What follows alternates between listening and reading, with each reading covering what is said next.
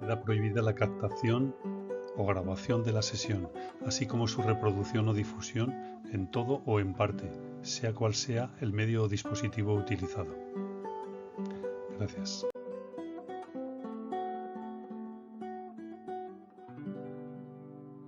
Hola, soy José Antonio Aznar y en esta tercera y última sesión dedicada al análisis sensorial voy a mostrar cómo presentar los resultados registrados durante la sesión de cata de vinos, lo que nos ayudará a interpretar los datos y extraer conclusiones, de acuerdo con los objetivos prefijados al diseñar el estudio o investigación. El vino es un producto que es consumido en todo el mundo y que proporciona grandes beneficios económicos a los productores y, como hemos dicho anteriormente, momentos agradables para disfrutar con los amigos, familiares, colegas, etc. Desde el punto de vista de la economía del país, la importancia económica y social del sector vitícola, según la AFI, Analistas Financieros Internacionales, se revela al decir que esta actividad genera en España 23.700 millones de euros anuales, lo que supone el 2,2% del valor añadido bruto total. La contribución directa del sector se sitúa por encima de los 11.600 millones. Y la aportación económica a las arcas públicas es superior a los 3.800 millones de euros anuales, generando casi medio millón de empleos directa o indirectamente, lo cual viene a ser el 2,4% del empleo en toda España. En España se contabilizan más de 4.000 empresas productoras del vino, su distribución y comercialización incluido, pero además ejerce un efecto de atractor para otras industrias como la madera, el vidrio, el corcho, la fabricación de maquinaria e incluso enoturismo, actividad que últimamente generó un volumen de negocio superior a los 256 millones de euros en el 2019, según Acebin. Los productos vitivinícolas españoles están presentes en casi 190 países, de los cuales 86 realizaron compras superiores al millón de euros en el 2019. En total, las exportaciones españolas de productos vitivinícolas superaron los 3.000 millones de euros el año pasado, situándose el vino en el top 5 de los principales productos exportados por la industria agroalimentaria española. Además, la balanza comercial vitícola ha mostrado tradicionalmente un amplio superávit para España.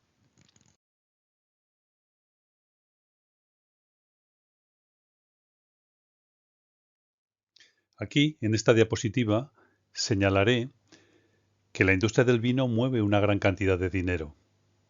Y para ilustrar esta idea, muestro un gráfico con 3 detalles relevantes relativos a la producción, consumo y precio del vino. Primero, en la línea azul, línea de color poligonal de color azul que tenemos arriba, se refleja el rendimiento económico mundial del vino desde 1999 hasta 2019. Cifras que tenemos datos de rendimiento económico. Como se ve, en el año 2019 el rendimiento alcanzó la cifra de 1.200 millones de euros, lo que traducido a dólares sería unos 1.500 millones de dólares, dada la conversión actual a 0,85 euros por dólar. La línea roja inferior muestra que en este mismo año 2019 la producción anual del vino fue de unos 430 millones de litros. Como vemos, hay una ligera tendencia a disminuir esa producción. Probablemente la crisis económica, las burbujas económicas y crisis financieras que ha habido en estos últimos años han contribuido a ello. Finalmente, abajo, en el diagrama, se muestra un diagrama de barras, que también vemos cómo fluctúa, cómo evoluciona el precio del litro de vino pagado al productor. Concretamente, en 2019 se ha establecido en un promedio en torno a 2,80 euros por litro de vino. En este otro gráfico muestro la producción mundial de vino en millones de hectolitros, distribuida por países. Adviértase que el 60% de la producción corresponde a la Unión Europea.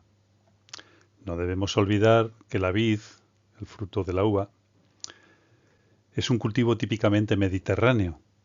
De ahí que Italia, Francia, España, países todos ellos mediterráneos, juntos contribuyen con el 80% de la producción de ese 60% que compete a la Unión Europea. También podría decirse que España lidera la exportación mundial del vino con precios muy competitivos, precios más bajos que la competencia. Estados Unidos y América del Sur contribuyen aproximadamente con un 20% de la producción mundial. Obsérvese que en el hemisferio sur, la producción del vino es generalmente más baja que en el hemisferio norte. Y en particular que Argentina es el principal país de Sudamérica, por detrás de Estados Unidos, produciendo 13 millones de hectolitros, mientras que Chile produce en torno a unos 12 millones y Brasil en torno a unos 3 millones de hectolitros. Estos son los principales productores de Sudamérica.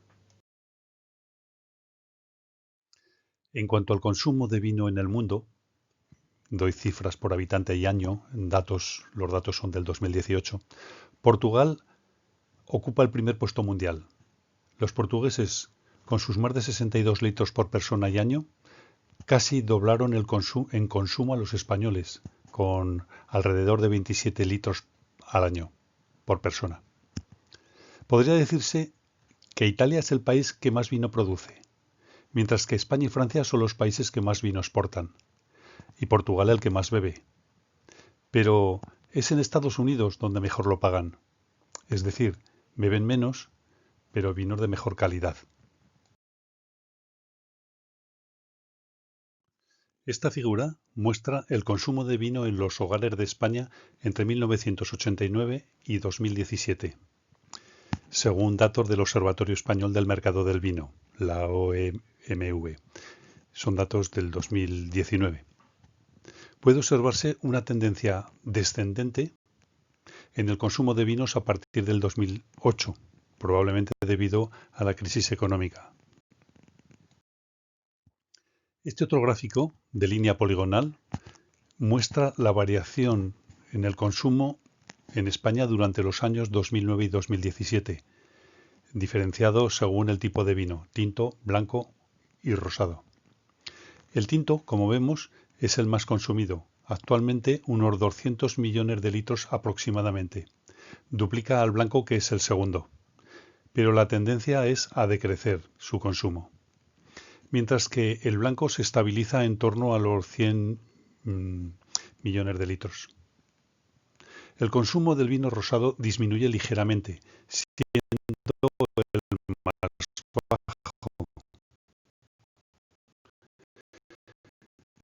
menor de 20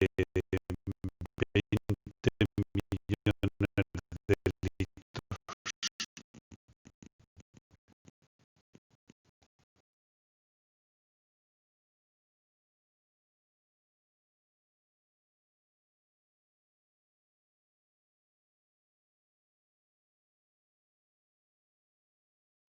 En este esquema se muestran las fases requeridas para la elaboración de vino tinto joven.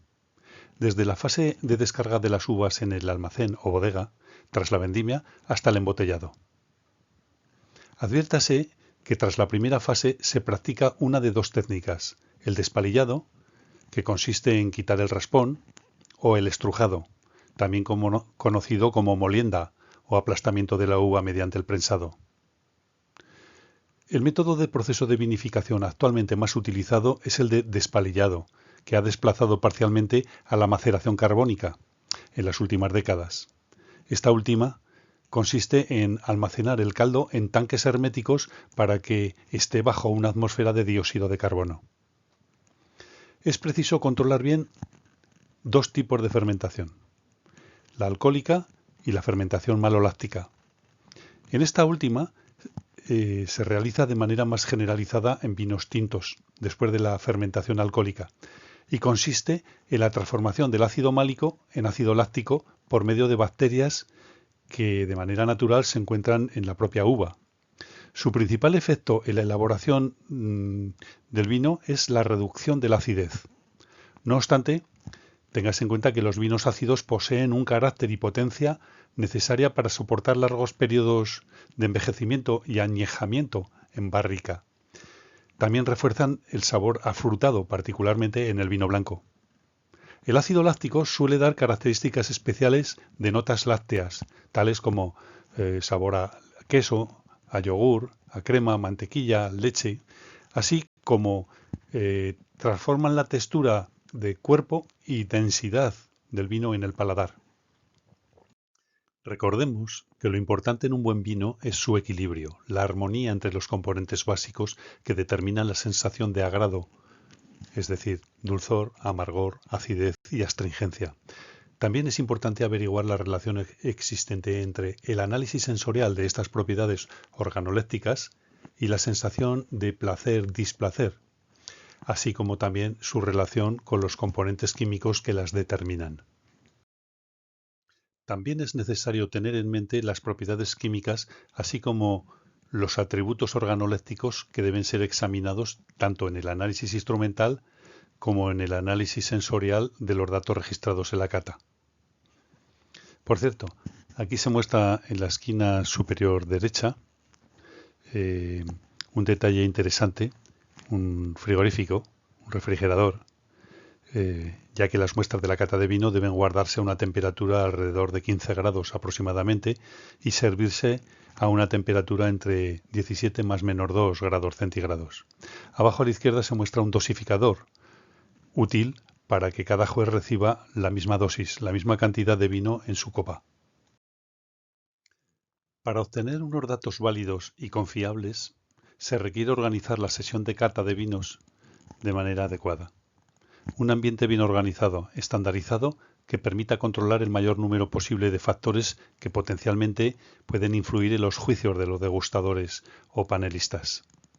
Por tanto, debe controlarse tanto las condiciones ambientales de la sala como los elementos que contiene, así como iluminación, ruido, olores y temperatura, que haya confort térmico. Como dijimos, dependiendo del objetivo que se pretenda lograr en el estudio realizado mediante el registro de datos en la sesión de cata, describimos con anterioridad una variedad de procedimientos utilizados en el análisis sensorial. Aquí se muestra sintéticamente 4 de estos test o pruebas que ya describimos y que son típicas de las que se aplican a los panelistas. Comparación por pares, a la izquierda, a superior, a la derecha, la parte superior, la prueba triangular, debajo la prueba duotrío y abajo a la izquierda la prueba de puntaje estructurada o no estructurada.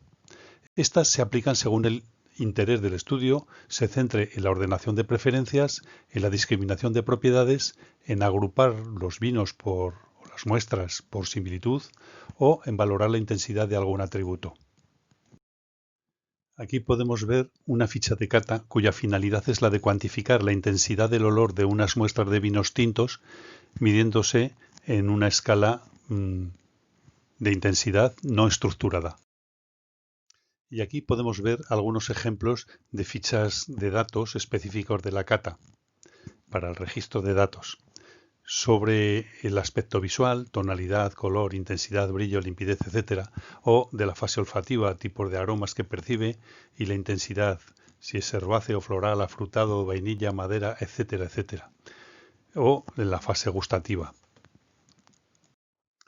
A partir de estos momentos mostraré cómo suelen presentarse los resultados mediante síntesis gráficas, de manera que a partir de dichos gráficos sea posible o se facilite la integración de la abundante información registrada durante la cata.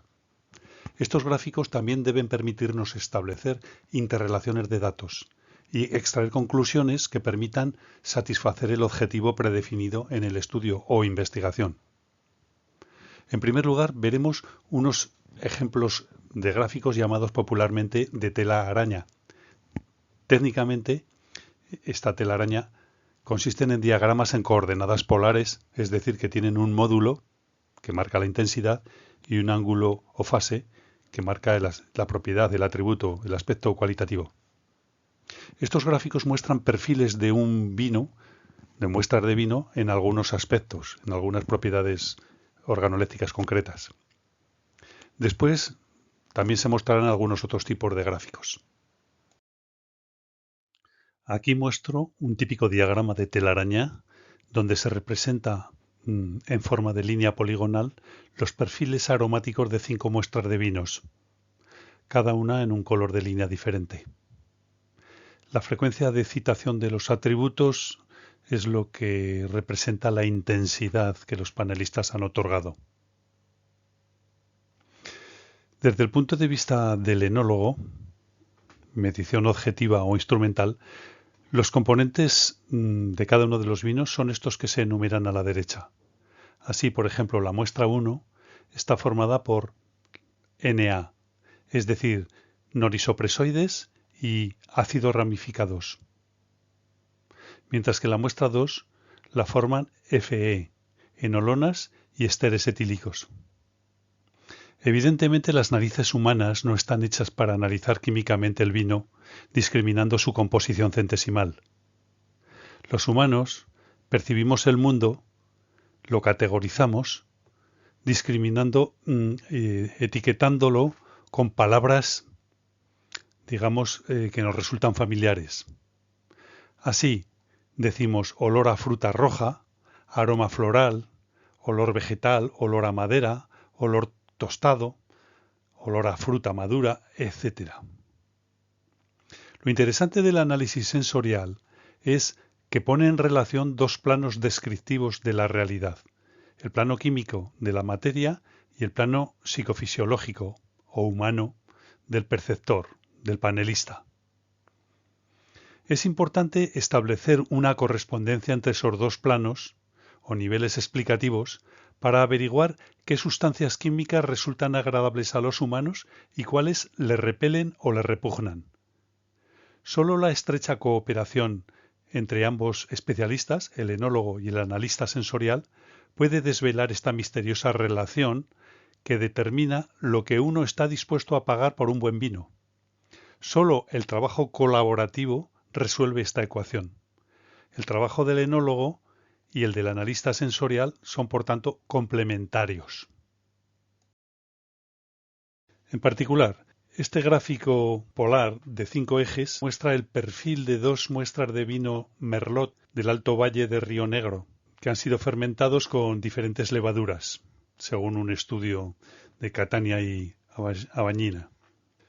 Simplemente recordaros que el Alto Valle de Río Negro es una microrregión ubicada en la Patagonia, más allá de los Andes, en Argentina.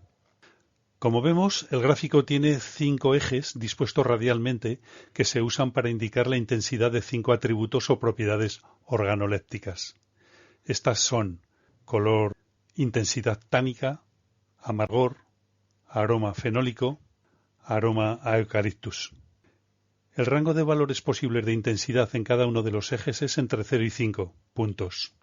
Este gráfico nos proporciona una vista comparativa resultante de un análisis sensorial descriptivo de los dos tipos de vino Merlot. Y podemos observar que el vino 1 tiene un color violeta más intenso que el vino 2, así como también destaca por su más saliente aroma a eucaliptos, mientras que en el vino 2 predomina el aroma fenólico, siendo un poco más amargo que el vino 1. A la derecha se muestra en un diagrama de barras típico los mismos datos que se han presentado en el diagrama polar o de tela de araña. Puede observarse en la comparativa cómo están expresando los mismos resultados de modo diferente.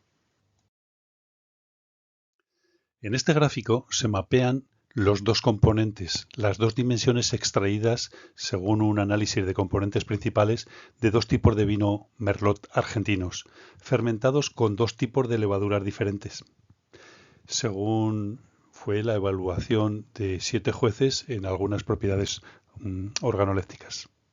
En este espacio bidimensional se aprecia la distancia euclidiana que ha sido causada por efecto de cada levadura.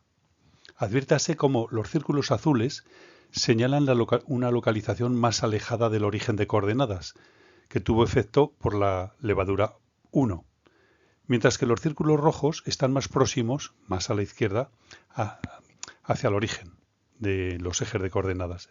Esto revela la diferenciación causada por tales levaduras. En este otro diagrama de telaraña, Spider Graph in English, se trata de diferenciar dos muestras de vinos en 9 propiedades organolépticas. Como vemos, porque así lo muestra el diagrama, las diferencias son de tipo cuantitativo en cuanto a intensidad, ya que cualitativamente son muy similares ambas muestras. Veamos otros dos gráficos de tela de araña que nos revelan los perfiles de dos tipos de vinos bien diferenciados, en una amplia variedad de atributos organolépticos. Estos perfiles se han obtenido a partir de las valoraciones de 6 jueces de cata o panelistas y se puede apreciar que cuando estos han sido bien entrenados el índice de concordancia interjueces en las diferentes propiedades es bastante elevado. Es decir, que hay poca variabilidad entre las valoraciones de los 6 jueces. Naturalmente, cada color de la línea poligonal dentro del gráfico polar representa a un juez. Véase abajo la clave indicadora de cada uno de estos jueces. Este tipo de gráfico es interesante ya que nos informa de la validez interna y de la validez externa de las evaluaciones, así como de la estabilidad de estas. También convendría investigar si la fiabilidad temporal o la consistencia en los juicios a través del tiempo también se mantiene estable. Verificar esto último implicaría repetir la cata, por ejemplo, dentro de un mes y comparar el gráfico, esto es, los datos, con el del mes anterior. Al observar estos dos gráficos polares, queda bastante claro que, comparativamente, los dos vinos están siendo bien diferenciados por los expertos. Es decir, que aplican adecuadamente los mismos criterios de los descriptores para distinguirlos. Aquí muestro otro ejemplo de gráfico polar, o de telaraña, donde se comparan los perfiles de 5 muestras de vinos. En este caso, cada color de la línea dentro del gráfico polar, o telaraña, representa una muestra de vino, y se representa la puntuación del consenso entre todos los panelistas. En el gráfico de la izquierda se han representado las propiedades gustativas, amargor, graso, dulce, equilibrado, persistencia del sabor, etc., y alguna propiedad de textura bucal, como astringencia, sequedad, etc. En tanto que en el gráfico de la derecha se han representado las propiedades aromáticas y olfativas, olor herbáceo, a fruta madura, aroma floral, etc. Adviértese que la muestra 2 presenta dos aristas, es decir, dos desviaciones que sobresalen entre el resto y que parecen ser positivas, como son aroma floral y aroma a fruta fresca. En el resto de las propiedades, las 5 muestras son similares. Finalmente, mostraré un perfil de consenso donde se evaluaron 16 muestras de vino en 6 características diferentes: acidez, astringencia, dulzor, sequedad, cuerpo y armonía. De este modo podemos diferenciar claramente estos diversos aspectos, estas diversas propiedades organolépticas en los diferentes tipos de vinos. En este diagrama de barras se representan las puntuaciones medias del análisis sensorial en 3 atributos o propiedades organolépticas: astringencia, que puede ser sedosa o rugosa, y persistencia. Las barras de error indican 2 veces el error tipo estándar. Aquí voy a describir un estudio estadístico que tenía como objetivo experimental la elaboración de un modelo que permitiese predecir la cantidad de producción vitícola, expresada en litros, en función de la cantidad de materia prima, es decir, de uva prensada expresada en kilogramos. Para ello se tomaron los datos de producción entre los años 1994 y 2002, que fueron recogidos de una bodega ubicada en la provincia de San Juan, Argentina. En la figura de arriba, el gráfico superior, se muestran los diagramas de cajas y bigotes que nos dan una primera impresión visual sobre la variabilidad de los datos. Para ello, los datos se plotearon, se plasmaron en un gráfico descriptivo de Tukey, conocido con este nombre de caja y bigotes. El diagrama muestra tanto las medidas de tendencia central, la mediana, como medidas de dispersión, el cuartil 1, el cuartil 3 y puntuaciones outlier, es decir, atípicas, casos raros de la distribución. Luego se calculó el coeficiente de correlación momento producto de Pearson, el cual indicó una marcada correlación lineal entre los litros de vino obtenidos y los kilogramos de uva molidos. El coeficiente de correlación de Pearson era prácticamente correlación perfecta, 0,09998, con una probabilidad, un p-value del 1 por 1000. Después se ajustaron los datos a un modelo lineal de regresión simple. Este modelo resultó ser más adecuado comparado con otros modelos no lineales y fue validado con valores experimentales obteniendo una buena aproximación. Aquí se muestra la ecuación, la estructura de la ecuación de regresión pertinente. Este otro tipo de gráfico consiste en un círculo de correlaciones o correlograma, según fueron generadas por la técnica estadística multivariante conocida como análisis de componentes principales. Como vemos, para las diferentes propiedades se distribuyen radialmente y la longitud de la línea roja expresa la magnitud de la correlación entre 0 y 1. Y este otro gráfico señala la posición de 7 muestras de vinos rosados espumosos en un mapa bidimensional, así como los atributos principales que caracterizan a cada uno de los dos ejes que han sido derivados del análisis de componentes principales que se aplicó. La localización de los puntos indica cuánto mayor es la calidad de la proyección del vino.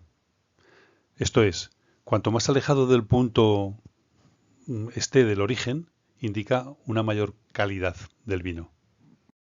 Veamos ahora un gráfico conocido como dendrograma, que expresa cómo se agrupan en 4 clases las preferencias de los consumidores en 7 muestras de vino que fueron presentadas en la sesión de cata.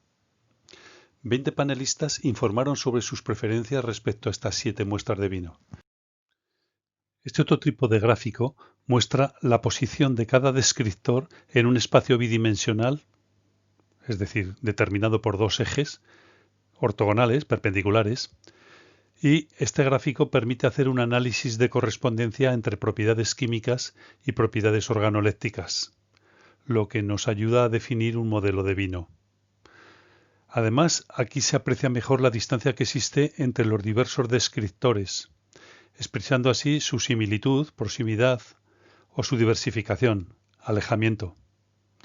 Como vemos, aquí se han superpuesto en el espacio euclidiano, en el plano bidimensional, los descriptores organolépticos con los componentes químicos, de manera que puede averiguarse qué configuración química determina un vector de sabor o de olor o una arista específica.